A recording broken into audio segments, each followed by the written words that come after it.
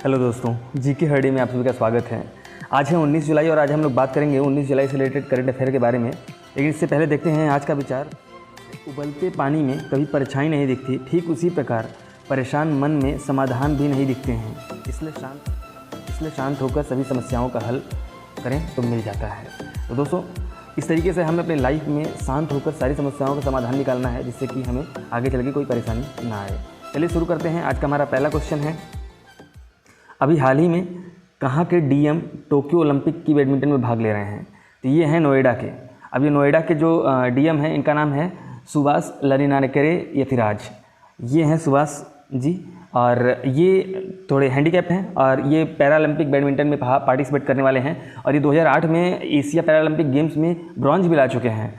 और ये केरल के रहने वाले हैं और ये 2007 बैच के आईएएस ऑफिसर भी रह चुके हैं। दोस्तों, इतनी पढ़ाई का प्रेशर होते हुए भी इन्होंने गेम्स के लिए एक समय निकाला और गेम में पार्टिसिपेट कर रहे हैं। ये हम सभी के लिए बहुत ही मोटिवेशनल की बात है। ठीक है, तो इनके बारे में इतना ही। आगे बढ़ते हैं। नेक्स्ट क्वेश्चन, कांवड़ यात्रा रोकने के लिए सुप्रीम कोर्ट ने किस आर्टिकल का हवाला दिया है? तो अभी बात यह है कि कोरोना को लेकर चलते हुए हमने देखा है कि बहुत सारे जगह पे कांवड़ को लेके वहाँ पे गैदरिंग हो रही है। उसमें से कोई वो लोग बीमार भी हो सकते हैं, जिससे कि कोविड होने का खतरा बढ़ सकता है। तो इसीलिए right to life article number 21 के हिसाब से, जो कि ये पार्ट 3 में आता है, पार्ट 3 में हमारा 12 से 35 तक आर्टिकल आता है। ठीक है, जिसमें कि आर्टिकल नंबर 21 उसमें आता है। तो ये राइट टू लाइफ का हवाला देते हुए सुप्रीम कोर्ट ने बोला है कि हमें इसे रोकना चाहिए। हालांकि गवर्नमेंट इस पर कोई एक्शन नहीं लिया है, इसलिए सुप्रीम कोर्ट ने स्यूमोटो एक्शन लिया है। स्यूमोटो एक्शन का मतलब क्या होता है कि जब गवर्नमेंट किसी चीज़ पे एक्शन ना ले तो सुप्रीम कोर्ट उस पर डायरेक्ट एक्शन ले सकता है। उसको स्यूमोटो एक्शन बोलते हैं। हालांकि इसमें मतलब कि कोई पीआईएल भी दायर नहीं किया है, उसके बावजूद इन्होंने ये एक्शन लिया है।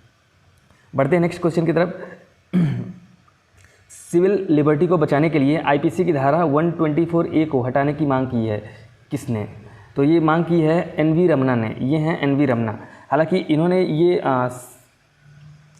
आईपीसी की धारा 120A हटाने की बात क्यों की है? 120A धारा है क्या? ये है सेडिशन लॉ, यानी राजद्रोह का कानून। जब अंग्रेज़ों के ज़माने में कोई आज़ादी की बात करता था तो वो राजद्रोह माना जाता था और उनके लिए ये कानून लाया गया था। तो इनका कहना है कि कई कानून तो हटा दिए गए जो कि हमारे संविधान में थे और हमारे देश के लिए नहीं थे, तो इस कानून को अभी तक क्यों रखा गया है?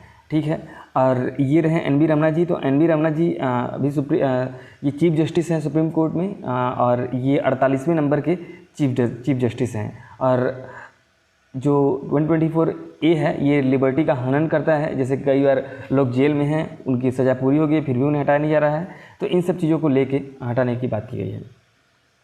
नेक्स्ट क्वेश्चन है हमारा, अभी हाल ही में किस जर्नलिस्ट का निधन हुआ था जो पुलित्ज़र प्राइज़ विनर थे? तो ये हैं दानिश सिद्दीकी जी। ये आप पिक्चर में देख रहे होंगे, दानिश सिद्दीकी जी ये पुलित्ज़र प्राइज़ विनर हैं और ये राइटर्स समाचार एजेंसी के लिए काम करते थे। और बात हुआ क्या, ये अफ़गान सुरक्षा बल और तालिबान के बीच कुछ विवाद चल रहा था, उसको ये कवर कर रहे थे। ठीक है, और उन्हीं की क्रॉस फायरिंग में इनकी मृत्यु हो गई। तो इसीलिए तालिबान ने बोला कि इसमें हमारा कोई हाथ नहीं है।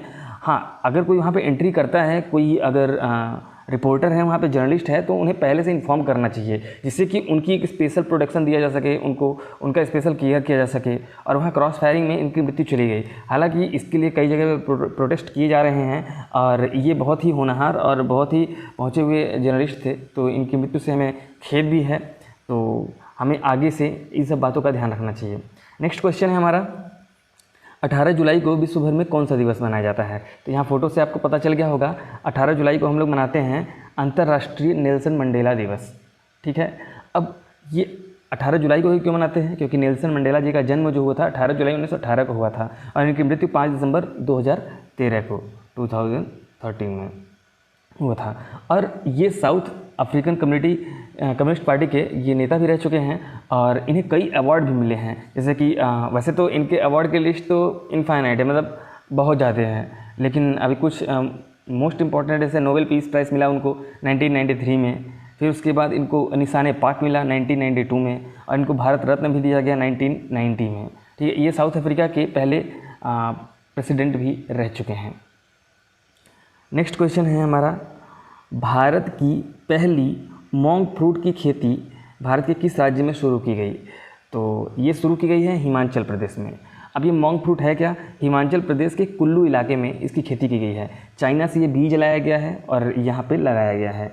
ये है, आप जैसे कि यहाँ पिक्चर्स में देख पा रहे हैं, ये मोंग फ्रूट हैं, ठीक है। इनको अगर फोड़े तो इस तरीके का देखने को मिलता है। ये एक्चुअली नेचुरल स्वीटनर है। ये कैलोरी भी नहीं बढ़ाते हैं और ये स्वीट भी प्रदान करते हैं आपको, जिससे शुगर भी नहीं होगा, ठीक है। इसकी खेती अगर प्रति हेक्टेयर देखा जाए तो इसकी खेती करने से प्रति हेक्टेयर 3 से 3.5 लाख रुपये तक का फ़ायदा होता है, ठीक है। और इसकी जो लागत, मतलब इसको इस पेड़ को अगर लगाया जाए तो ये 4 से 5 साल तक ये पेड़ रहता है। इसके बाद ही ये ख़राब होता है, फिर से हमें हमेशा बीजारोपण करना पड़ेगा।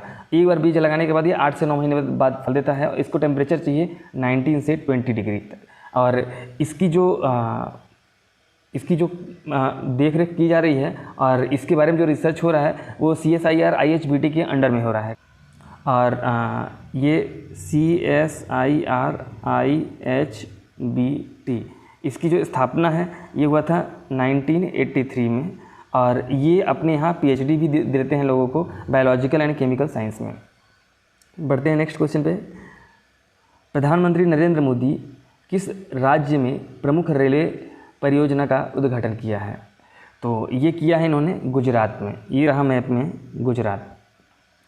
अब हालांकि ये सारा ऑप्शन है, आप यहाँ देख लीजिए।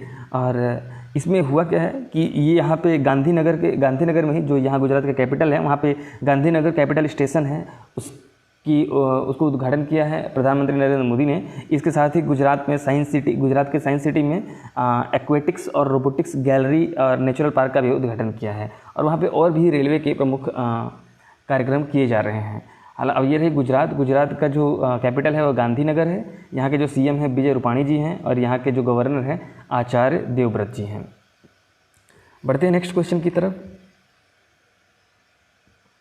केरल, अब बात है केरल की।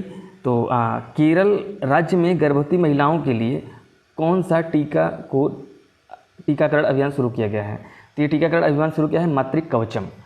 अब इसमें क्या है कि जो वहाँ पे लोकल आंगनवाड़ी या आशा की जो औरतें हैं वो जाकर ऐसे औरतों का रजिस्ट्रेशन करेंगी जो गर्भवती हैं और उन्हें टीकाकरण कराने